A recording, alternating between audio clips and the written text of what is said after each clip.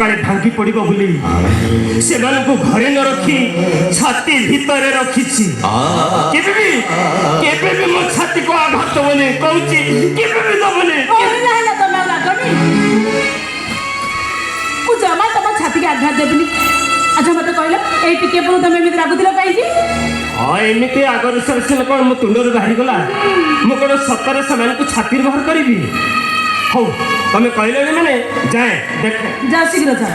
ହଁ ଇଏ ଶୁଣ, ତୁଷାର ଆସିଲେ କହିଦବ ଥାନାରେ ଯାଏ ଆଫାରଟା ଦେଇଦବ, ବୁଝିଲ? ଏଇଠି ବା ତୁଷାର କୁଆଡ଼େ ଯାଇଛି କି? ସକାଳ ପହରୁ ପୁରା ସେ ଘରେ ଅଛି।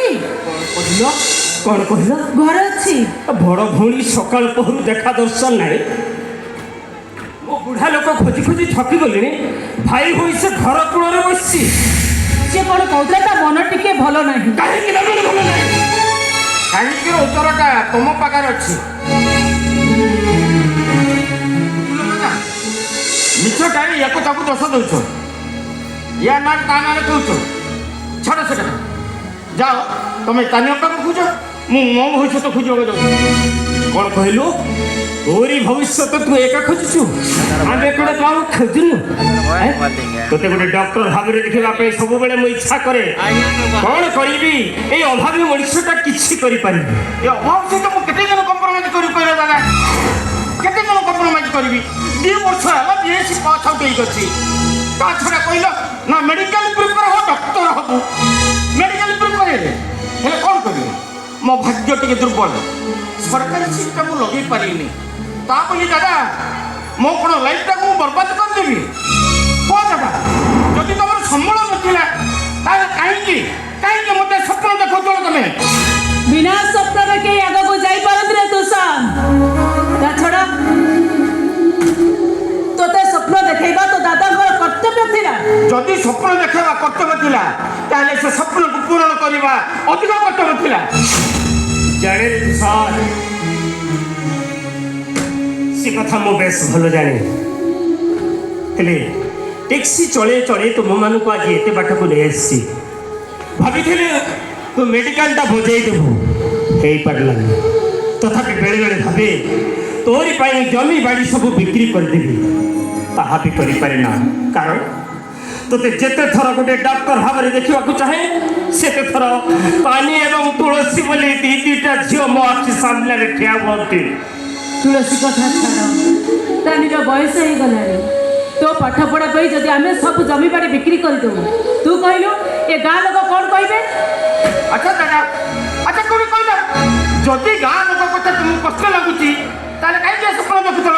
ତାହେଲେ ମୁଁ ଯାଉଛି, ମୁଁ ଏ ଘର ଛାଡ଼ି ଚାଲିଯିବି। କ'ଣ କହିଲୁ?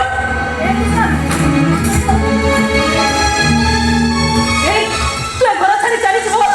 ଆପଣ କରିବେନି? ତମକୁ ଦାଦା ଖୁଡ଼ି ଡାକିବା ପାଇଁ ପଡ଼ିବେନି?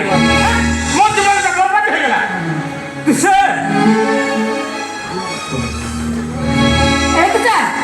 ତୁ କାହା କ'ଣ କହୁଛୁ? ଏବେ ମାତ୍ର ଆରମ୍ଭ ହେଲା, ଆହୁରି ଅଧିକ କିଛି କହିବାର ଅଛି।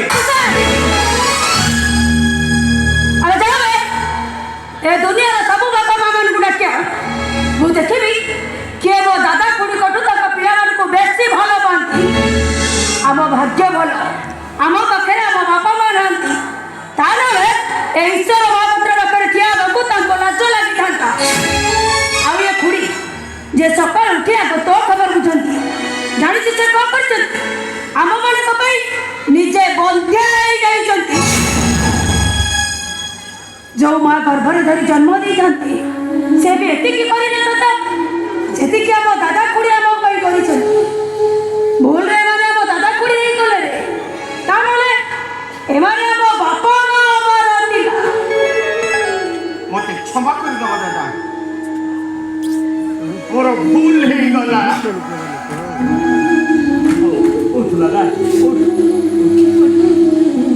ଏଖୁଡ଼ି ତମେ ମୋତେ କ୍ଷମା କରିଦେବ। କ'ଣ କହିଦେଲି, କ୍ଷମା କରିଦେବ। ଛାଡ଼, ଆଜିଠାରୁ ମୁଁ କାହାକୁ କିଛି କହିବାର ନାହିଁ କି ମୋର ଡକ୍ଟର ହବାର ନାହିଁ। ନାଇଁ ସାର୍, ତୁ ଡାକ୍ତର ହବୁ। ତୁ ଡାକ୍ତର ନହେଲେ ମୋ ଦାଦାଙ୍କ ସ୍ୱପ୍ନ ଅଧାରେ ରହିଯିବନି। ଆଉ ରାଜି ନେ ଏଇ ଧ चल गा ଏଇଟା 25 ଲକ୍ଷ ଟଙ୍କାର ଚେକ୍ ଅଛି। କାଲି ସକାଳ ଦାଦାଙ୍କୁ ନେଇଯାଇ ଆସିବୁ।